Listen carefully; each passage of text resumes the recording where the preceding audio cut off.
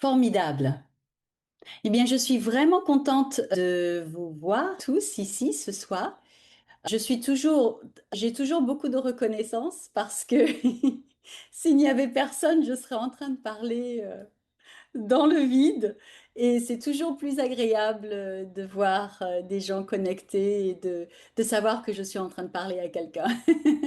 Donc, vraiment contente de vous retrouver ce soir. Et on va se jeter dans le vif du sujet tout de suite.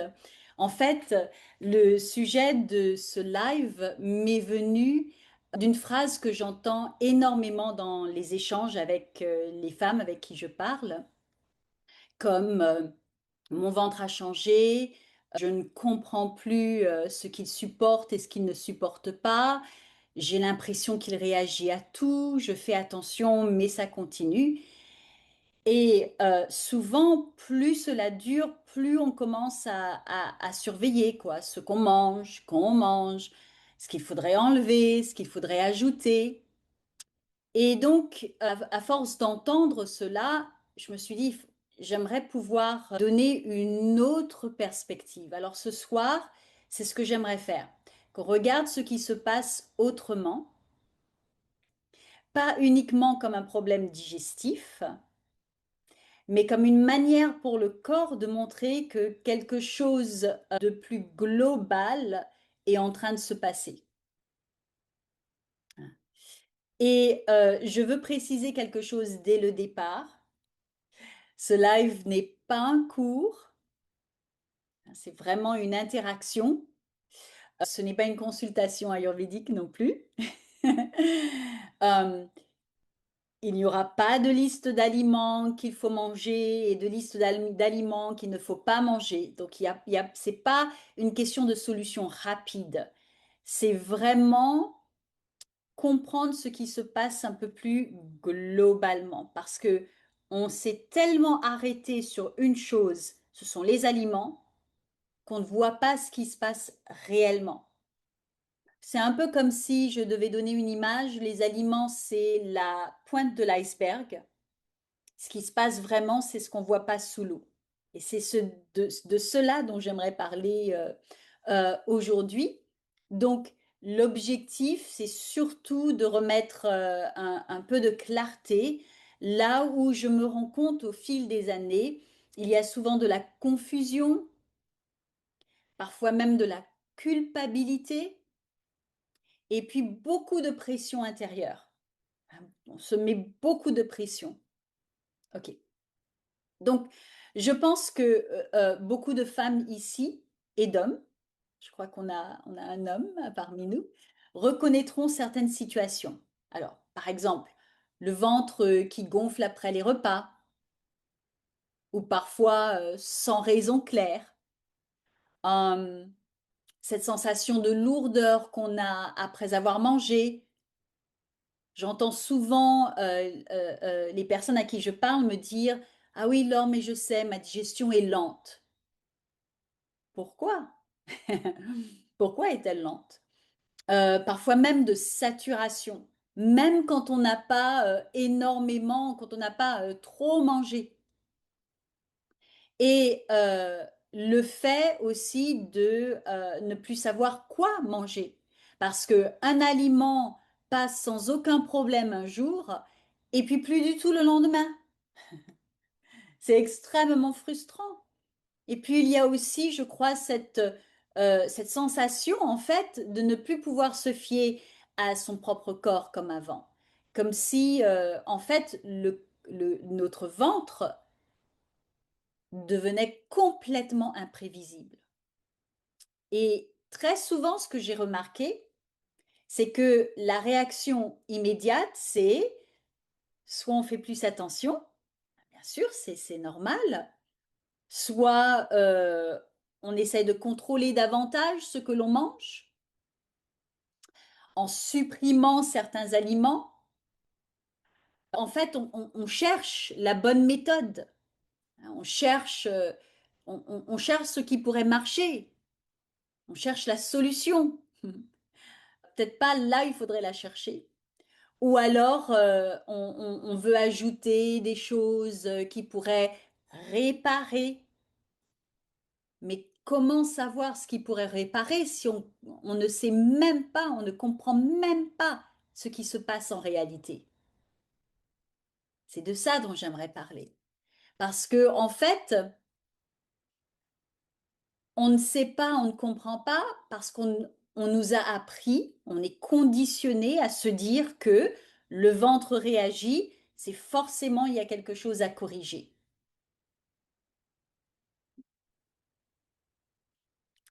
Mais ce que moi j'observe souvent, et j'observe cela depuis des années, c'est qu'au bout d'un moment, tout ce contrôle devient lui-même extrêmement épuisant. Et ça peut participer aux sensations, aux troubles digestifs. Donc surveiller, anticiper, bien faire. Et malgré tout cela, le ventre continue à réagir. Ce qui devient difficile, c'est plus seulement le ventre en fait, c'est aussi ne plus comprendre son propre fonctionnement, ne pas savoir à quoi se fier et avoir l'impression, eh bien, que notre corps ne nous appartient plus. Peut-être même, ce que j'ai entendu dire souvent, que notre corps, notre ventre est notre ennemi.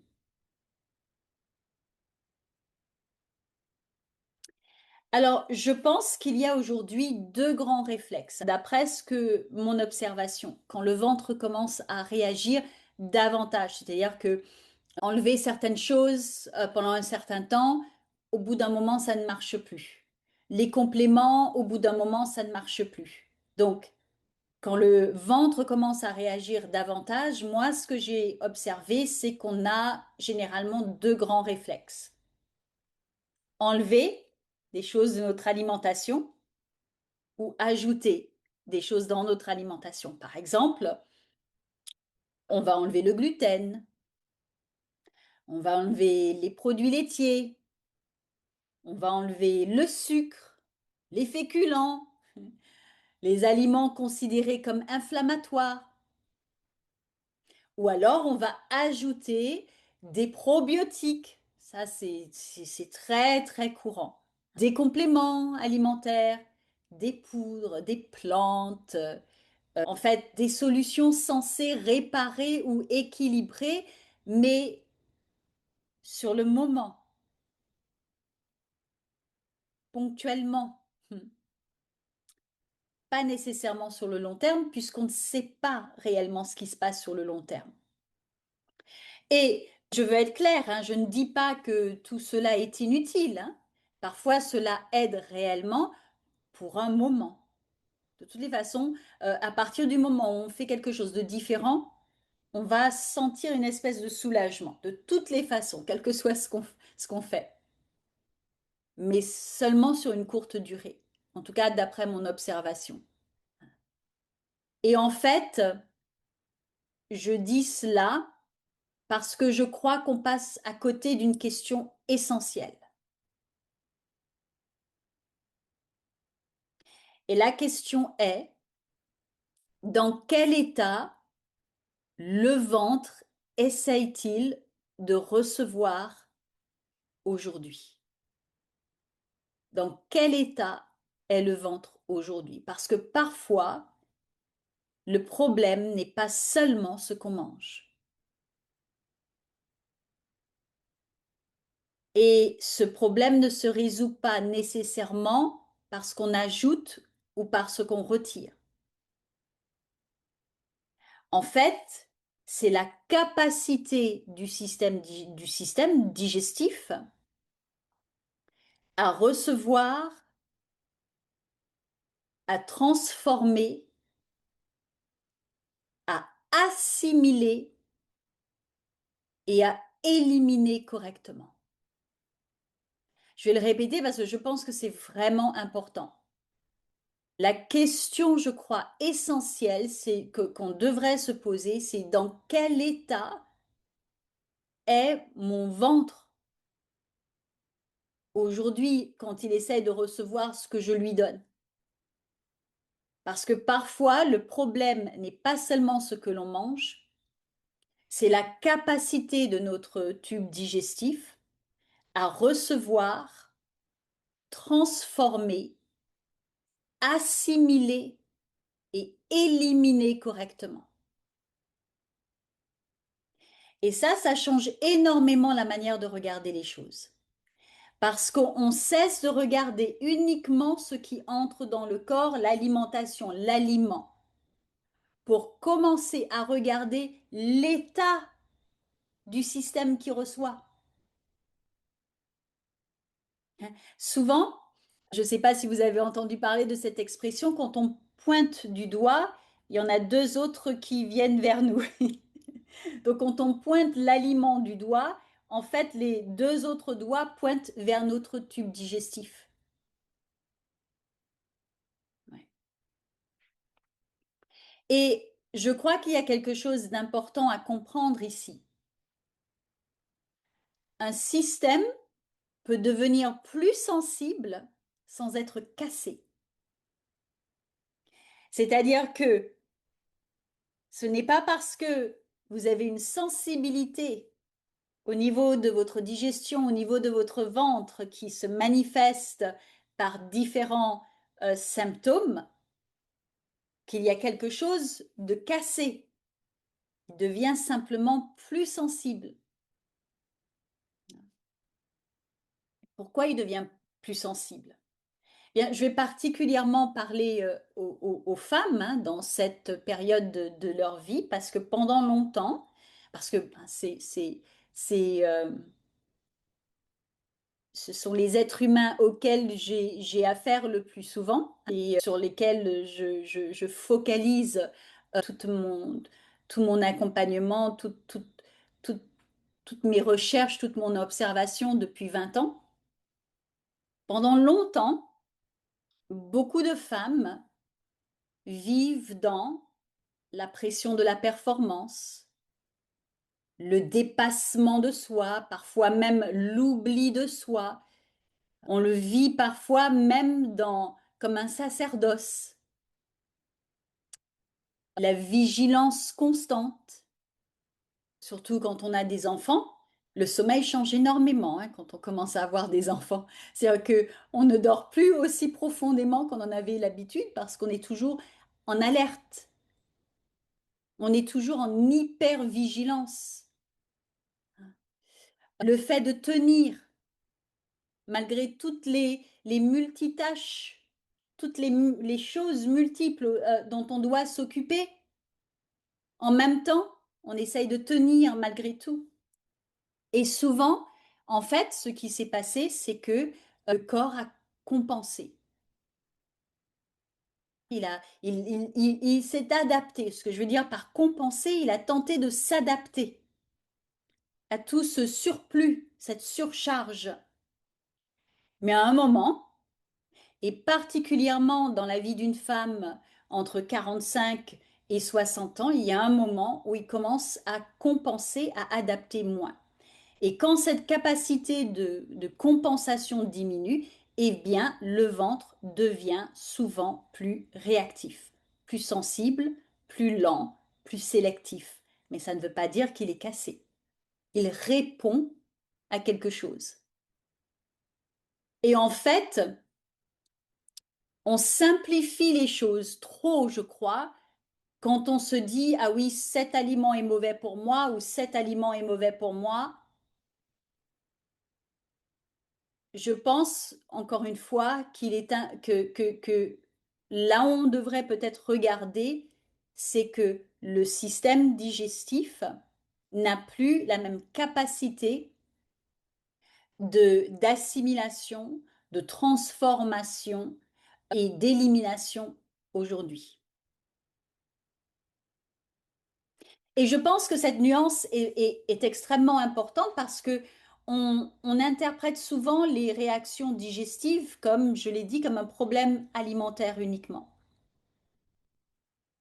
Alors que parfois le ventre montre surtout un système fatigué, surchargé, trop sollicité et en manque de récupération. Et dans ces moments-là, ajouter davantage probiotiques et tout ça, ou retirer davantage, au bout d'un moment, on n'a plus rien dans son assiette qu'on peut manger, ne règle pas forcément le fond de la chose. Parce que, encore une fois, le vrai sujet, c'est l'état du système digestif et nerveux, parce que, ils communiquent les uns l'un avec l'autre. C'est pour cela qu'on entend maintenant aujourd'hui, quand on parle du système digestif, on parle du second cerveau. Eh bien, l'état, le vrai sujet, c'est l'état du système digestif et nerveux au moment où il reçoit. Mm. Je pense que beaucoup d'entre vous et pour beaucoup de femmes, on ressent certaines choses intuitivement. On ressent que, ben, en fait, le ventre, il réagit rarement seul. Il réagit au rythme de vie qu'on a. Hein, quand on se sent pressé, quand on n'a plus le contrôle de son temps, souvent ça crée de l'angoisse, on le sent au niveau du ventre. Il réagit aussi à la fatigue. Quand on est épuisé, on digère moins bien, on a plus facilement de ballonnement, la tension intérieure, la charge mentale. La charge mentale, qu'on en soit conscient ou non, peut provoquer des gaz, des remontées d'acidité et un manque de récupération, c'est-à-dire qu'on récupère jamais vraiment. On est constamment sur ce qui-vive. Il n'y a pas vraiment un moment où le système nerveux, il se pose. Et plus le système est sous tension, plus le ventre devient sensible. Comme si, en fait, le corps essayait de nous dire, je ne peux plus tout porter de la même manière. Et comme je l'ai dit, cela peut apparaître de plein de façons différentes, ballonnement, lourdeur, digestion lente, fatigue après les repas, sensation de saturation et même stockage abdominal. Et là encore, on interprète souvent cela comme un problème à combattre, alors que parfois, le ventre essaye surtout de protéger quelque chose. Et je pense qu'il y a quelque chose d'important à comprendre ici. Prenons l'exemple du stockage abdominal, hein, de la graisse abdominale. OK? Parlons-en. On donne souvent des explications uniquement hormonales, et particulièrement aux femmes. Et bien sûr, oui, les hormones jouent un rôle réel. La graisse abdominale, surtout la graisse viscérale, donc celle qui est intra-abdominale, qui est maintenant se glisse entre nos organes, dans notre tube digestif, dans notre ventre, est aujourd'hui eh bien, associée à plusieurs mécanismes bien connus, le stress chronique, le cortisol élevé, le manque de sommeil, la résistance à l'insuline, l'inflammation de bas grade, les changements hormonaux, la diminution de la masse musculaire qui arrive souvent vers cet âge-là, et puis toutes les autres modifications métaboliques qui sont liées à l'âge. Donc oui, tout cela existe réellement. Mais je crois qu'il y a une autre question à se poser, peut-être même intéressante. Pas seulement pourquoi les choses se passent, pourquoi la graisse abdominale ou viscérale se manifeste, mais aussi pourquoi le corps entre-t-il progressivement dans cette logique de stockage? Pourquoi le ventre? Je veux dire, elle se manifeste peut-être un peu autre part, mais surtout au niveau du ventre. Eh bien, en fait, c'est ce que je venais de dire, c'est parce qu'un système longtemps sous tension ne fonctionne plus de la même manière. Donc petit à petit, il cesse de fonctionner dans une logique de dépense et il devient plus prudent, il économise davantage, il conserve davantage et l'abdomen est justement une zone très particulière du corps. C'est une zone centrale de survie, une zone métabolique majeure, une zone liée aux réserves énergétiques, une zone extrêmement connectée au système nerveux autonome et aux mécanismes hormonaux de protection et d'adaptation. Et donc parfois ce que nous appelons stockage, ce que nous appelons cette graisse qui se stocke autour de notre ventre, comment on appelle ça? Oui, de notre ventre, eh bien, n'est pas seulement, bien sûr, un problème esthétique ou de dysfonctionnement, mais c'est aussi la trace d'un corps qui essaie de tenir dans la durée, mais d'une autre manière. Et le système, le tube digestif, il passe progressivement d'une logique de dépense à une logique de protection et de conservation.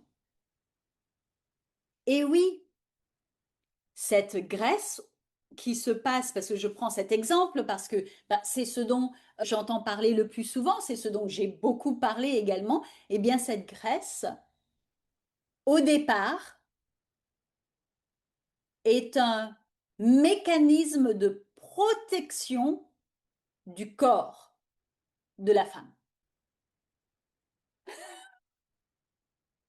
Et nous voilà en train de vouloir qu'elle disparaisse, en train de se dire oui, c'est pas possible, je ne supporte plus ça, plutôt que de voir réellement ce qui se passe derrière. Et à ce moment-là, eh ben, se demander, mais contre quoi mon corps essaye-t-il de se protéger? Qu'est-ce que je fais dans ma vie de tous les jours, au-delà de mon alimentation, qui fait que mon corps a décidé, non, là, c'est plus possible, il faut qu'on protège. C'est une toute autre façon de voir les choses, n'est-ce pas?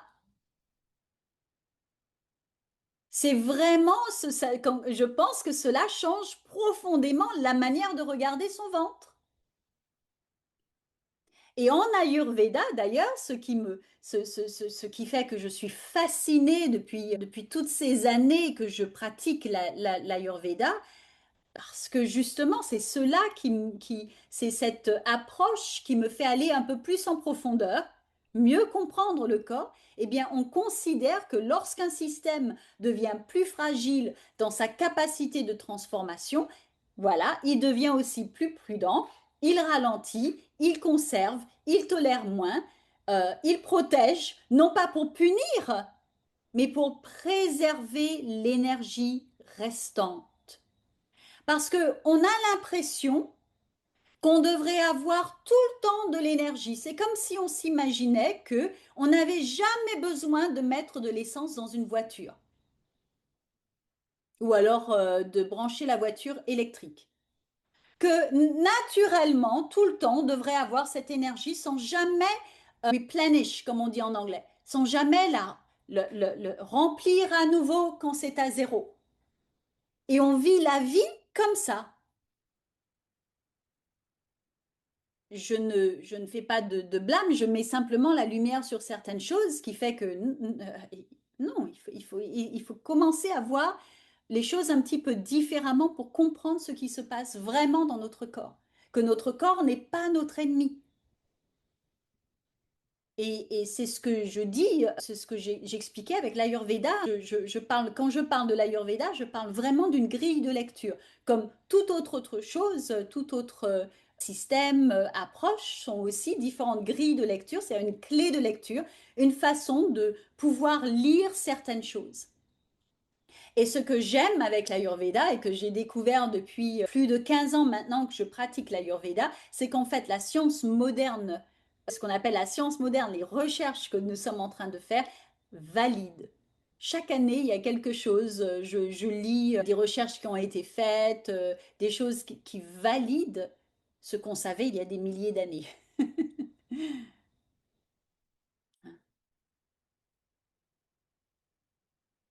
Donc, je crois que tout le déplacement de regard se situe ici. passer de qu'est-ce que je dois enlever, quelle poudre je vais pouvoir manger, quel probiotique je vais pouvoir avaler, à qu'est-ce que mon système digestif est réellement capable de recevoir aujourd'hui, ou même de quoi est-il en train de me protéger? Qu'est-ce que je ne vois pas? Parce qu'un même repas peut être bien digéré un jour et beaucoup moins un autre. Cela ne veut pas forcément dire que l'aliment est mauvais, encore une fois, cela peut simplement vouloir dire que le système n'est pas dans le même état de disponibilité. Et je parle de cela parce que mon, mon intention fondamentale, c'est que on puisse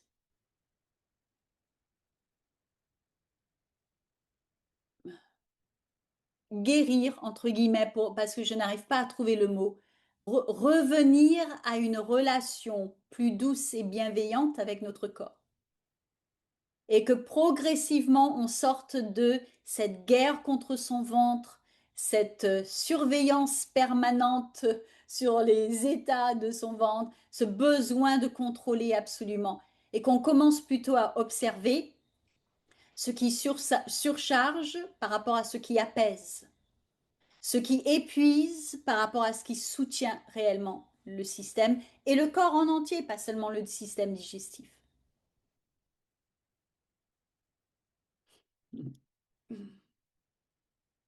Et du coup, j'aimerais vous laisser avec quelques questions auxquelles vous pouvez répondre si vous en avez envie. On va à un moment donné, je vais laisser l'espace pour poser ces questions ou pour partager certaines choses. En fait, euh, elles servent aussi à observer. Qu'est-ce que cela change pour vous de voir le ventre comme un indicateur plutôt qu'un problème?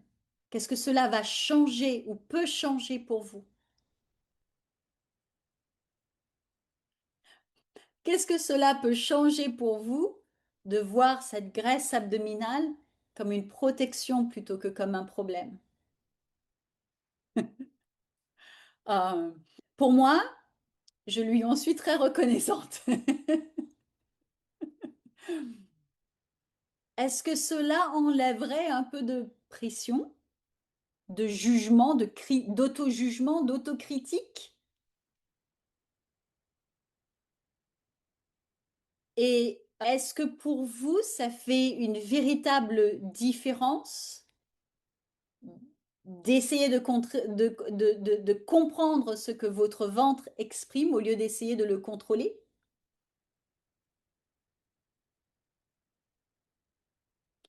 Parfois, le simple fait de changer de regard commence déjà à modifier la relation qu'on a avec soi-même. Et comme je l'ai dit, pour moi, c'est ce qu'il y a c'est mon intention profonde.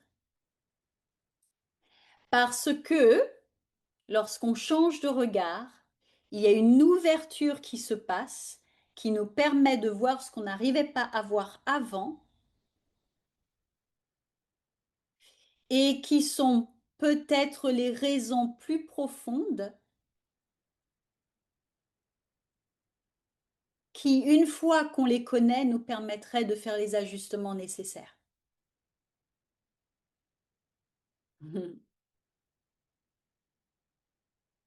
Parce que quand on est focalisé que sur une chose, on n'a pas le degré, la perspective de 360 degrés de pouvoir voir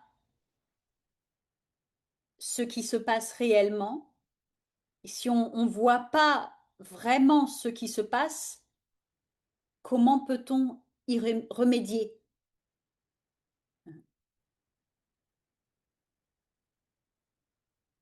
Ok.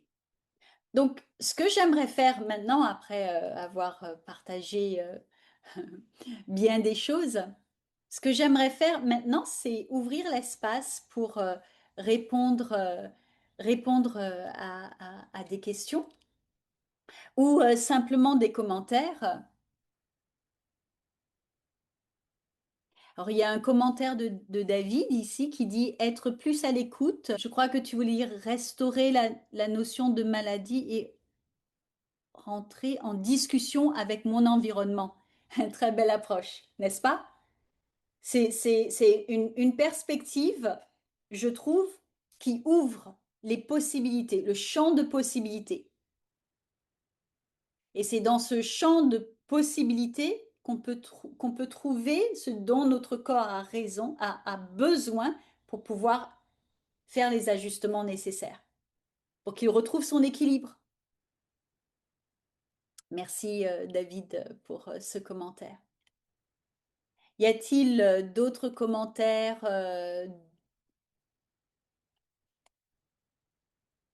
des questions?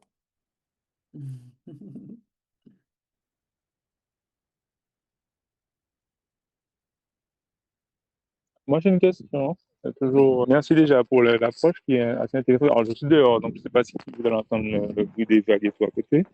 Mais justement, en fait, cette démarche-là, en fait, parce qu'effectivement, on a cette démarche de toujours vouloir savoir qu'est-ce qu'on veut prendre comme aliment. On a la gêne, on a effectivement cette gêne-là. Et le fait d'avoir un environnement aussi stressant, mais est-ce que c'est pas quelque chose aussi? Alors, on revient effectivement au stockage, on pense aussi aux guerres mondiales, on pense, est-ce que l'environnement même mondial, en fait, ne fait pas que ça crée ce déséquilibre-là. Le questionnement demain, comment ça va être, est-ce qu'il y a une est-ce que ça peut rentrer aussi dans cette stockage-là, ouais, le stockage. ouais, ouais. C'est une très bonne question et je te remercie de l'avoir posée parce que je suis sûre que, bien sûr, on est ce qui se passe de façon au niveau mondial et ce qui se passe au niveau de notre monde à nous. Lorsque les situations sont extrêmement stressantes, bien sûr, que ça affecte la façon dont notre corps assimile, reçoit et assimile ce qu'on lui donne, absolument. Et en même temps, parce que justement, quand on voit ce qui peut le troubler à ce moment-là, ce n'est pas qu'on a nécessairement le contrôle sur ce qui se passe dans le monde ou même parfois ce qui se passe dans notre monde. Par contre, on a le plus souvent, et si on l'a pas, on peut toujours demander de l'aide, le contrôle, plus ou moins, sur la façon dont nous l'appréhendons. On a le contrôle sur la façon dont nous appréhendons ce qui se passe dans notre environnement. Et c'est là où eh bien, on a énormément d'outils et d'aides. On a des psychologues, psychothérapeutes, si on veut choisir cette direction-là. On a la pratique, on a notre foi qui aide. On a des pratiques de, de comment on appelle ça, de restauration, de détente, que ce soit à travers la méditation, à travers la contemplation, à travers la prière. On a la nature autour de nous. On a des outils comme pratiquer la, la présence, hein, la conscience qui nous permet de rester ou de revenir au moment présent parce que dans le moment présent, on est en sécurité, dans le moment présent. Et si on ne l'est pas, on peut demander de l'aide. Donc oui, ça a un impact et on a un certain contrôle sur la façon dont nous appréhendons ce qui se passe autour de nous. Donc on peut soutenir notre corps, on peut soutenir notre digestion, notre ventre. On peut revenir dans notre corps, respirer.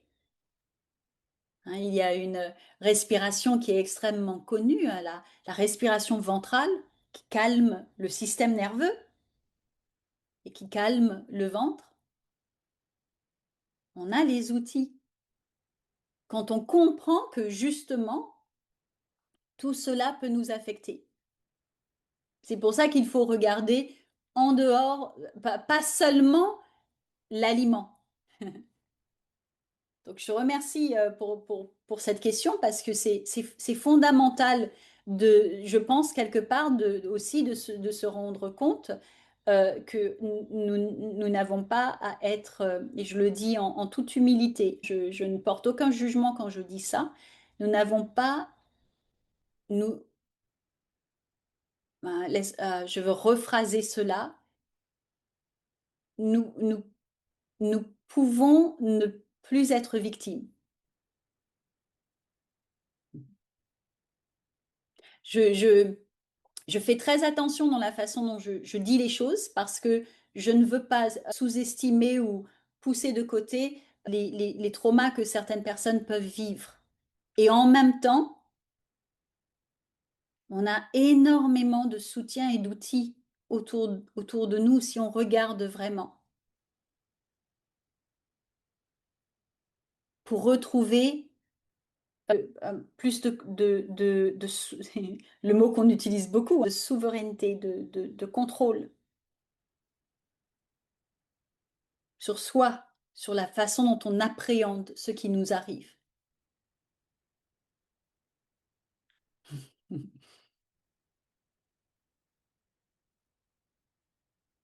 Y a-t-il d'autres questions? Si vous ne voulez pas les poser à voix haute, vous pouvez toujours les écrire dans le chat. Il y a aucun problème. C'est une réponse qui te convient, David, ou ça te laisse sur ta faim?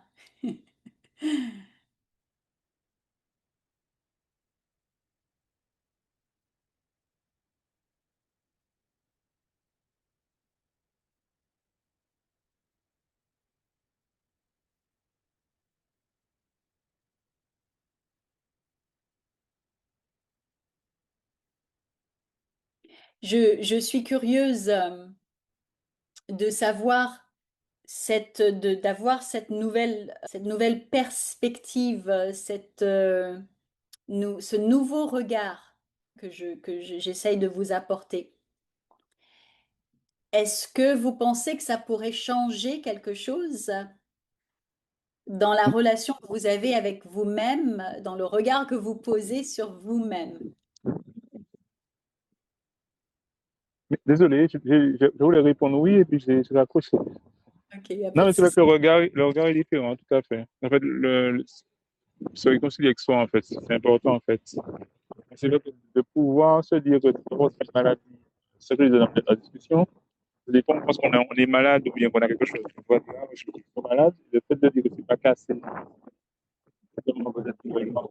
que ça permet de regarder différemment. Ouais, On environne ma expression, donc ça crée, c'est vrai que ça permet de se réconcilier aussi avec son corps, en fait. ouais, ouais, Et exactement.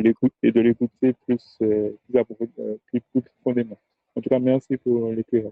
Avec plaisir. Ouais, avec plaisir. Est-ce que quelqu'un d'autre voudrait réagir par rapport à cela? Est-ce que ça peut vous aider à changer la façon dont vous appréhendez ce qui se passe dans votre corps? Et peut-être de là, vous dire, ah ben oui, il y a peut-être autre chose que ce que je croyais.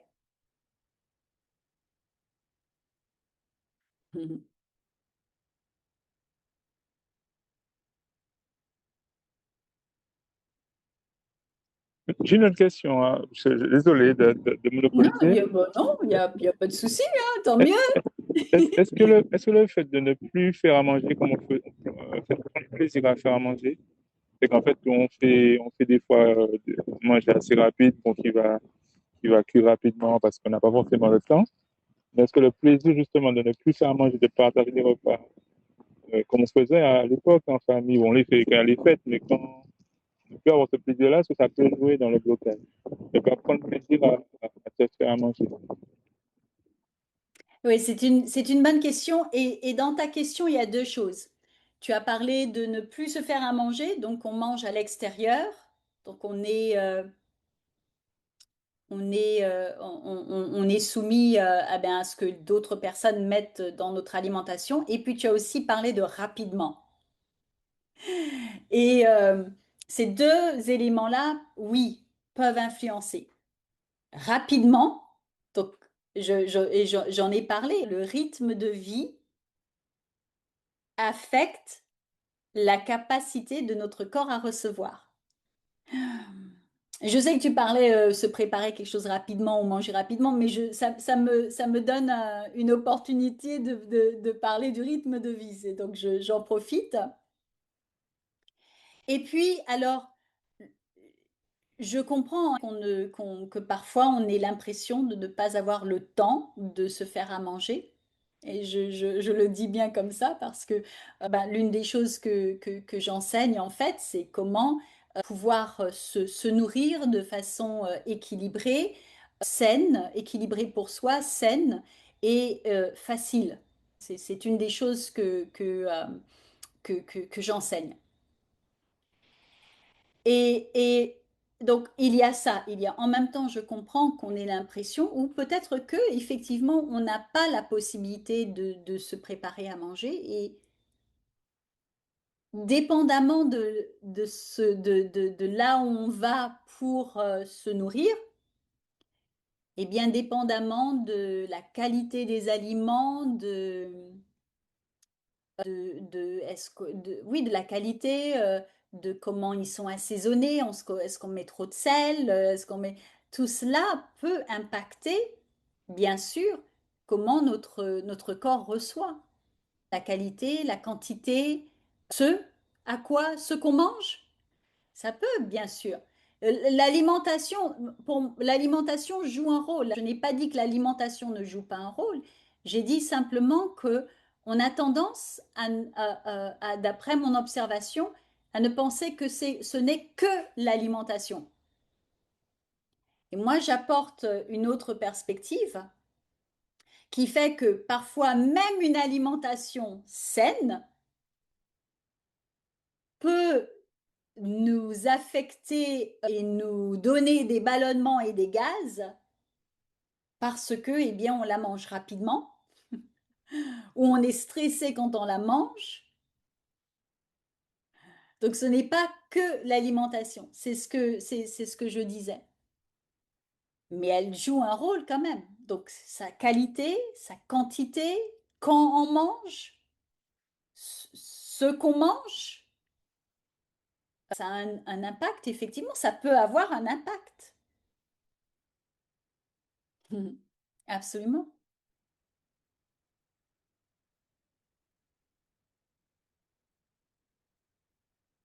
Alors, si en plus on est stressé, notre pauvre système digestif, il trime. Ouais.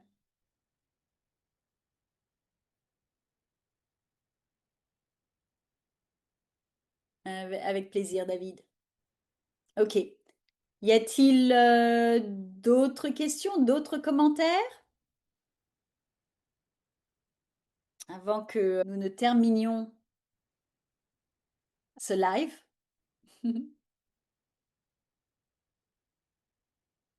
Ok, ok, très bien. Alors, je voudrais terminer avec cette idée. Le ventre, votre ventre, n'est pas forcément contre vous. Votre ventre n'est pas contre vous. Il essaye le plus souvent de montrer quelque chose, de communiquer. Et parfois, ce qu'il exprime va bien au-delà de la digestion.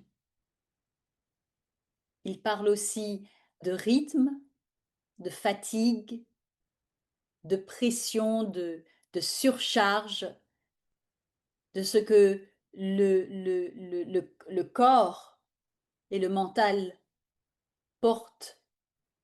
Et souvent, avant même qu'on comprenne avec la tête ce qui se passe dans notre vie, eh ben, le ventre, lui, il a déjà commencé à le vivre et à parler. Alors, si vous repartez ce soir avec un peu moins de confusion, un peu moins de lutte et un regard un peu plus clair sur ce que votre ventre essaye peut-être d'exprimer, eh bien, personnellement, je trouve que c'est déjà beaucoup parce que comprendre, comme je l'ai dit, précède souvent les changements durables.